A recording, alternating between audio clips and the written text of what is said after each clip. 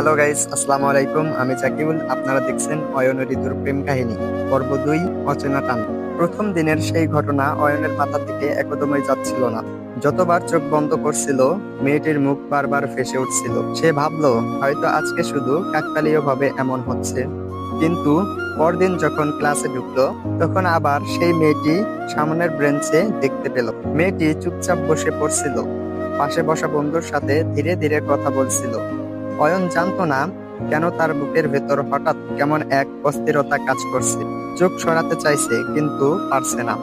যতবার তাকাচ্ছে মনে হচ্ছে তার মধ্যে অদ্ভুত এক শান্তি লুকিয়ে আছে। কিন্তু অয়নের চোখে পড়া বারবার ফসকে যাচ্ছিল।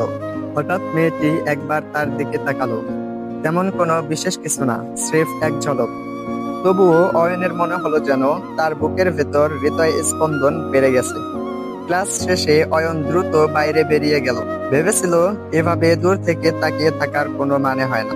কিন্তু কিছুক্ষণ পরেই যখন লাইব্রেরিতে গেল, তখন দেখলো মেয়েটি সেখানে বসে বই পড়ছে। অয়ন মনে মনে হাসলো। এটা কি কাকতালীয় নাকি নিয়তির খেলা? মেয়েটি এবার খেয়ালই করলো না যে অয়ন তাকিয়ে আছে। অয়ন দূর থেকে শুধু তার মনোযোগী চেহারাটা দেখলো, যেন বইয়ের পাতার সাথে তার আত্মা মিশে গেছে। সে রাতে অয়ন এক অদ্ভুত অনুভূতি ভুগলো। নিজেকে বলল, আমি হয়তো এখনো তাকে চিনি না, নামটাও জানি না, কিন্তু কেন জানি মনে হচ্ছে আমি তাকে অনেক আগে থেকেই চিনতাম। অনেক আগে থেকেই আমার পৃথিবীতে ছিল সে। অচেনা টানটা দিন দিন বেড়েই চললো। তো বন্ধুরা, আজকের এই ভিডিও এই পর্যন্তই। ভালো লাগলে অবশ্যই লাইক, কমেন্ট, সাবস্ক্রাইব করবেন। ধন্যবাদ।